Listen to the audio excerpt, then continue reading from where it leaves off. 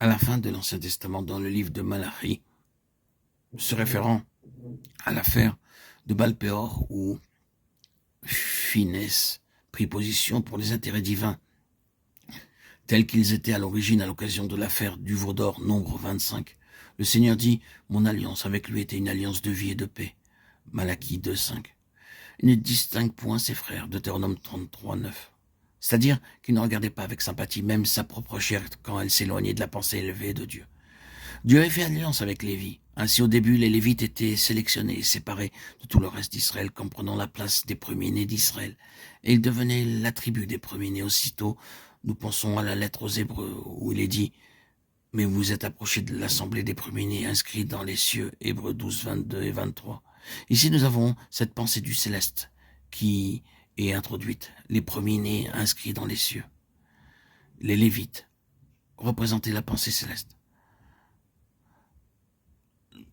Dans le chapitre 5, il y avait cet espace de 2000 coudées.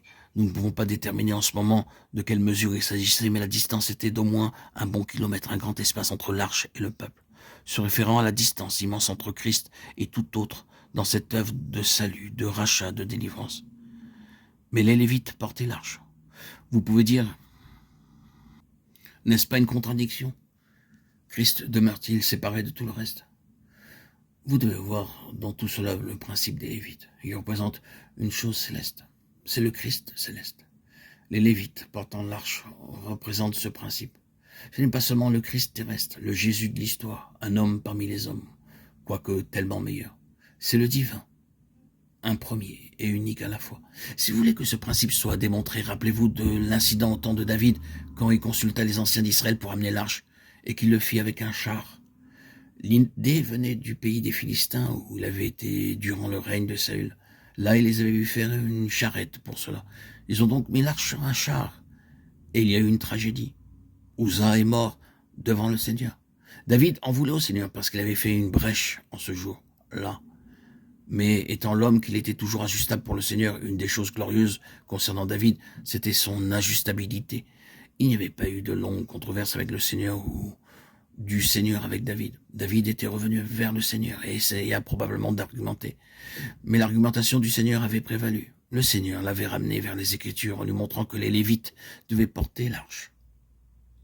Ce n'est pas par les machines ni les organisations, mais par un peuple céleste. C'est cela porter le témoignage de Jésus.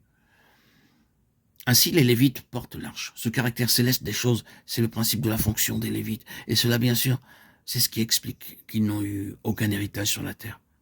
Ils n'appartiennent pas à la terre. Ils appartiennent au ciel.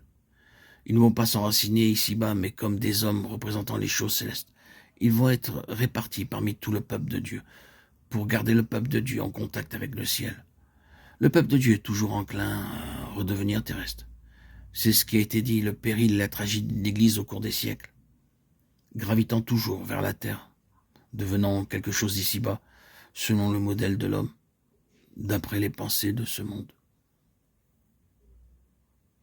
Le Seigneur doit voir ceux qui sont passés par la souffrance, par la croix, par le sacrifice, par l'œuvre profonde de séparation, qui ne font pas de compromis sans considération pour les sentiments ou l'intérêt terrestre de ceux qui sont demeurés fermes intégralement, absolument, à tout prix, à l'égard de sa pleine pensée céleste, concernant son Fils et concernant l'Église.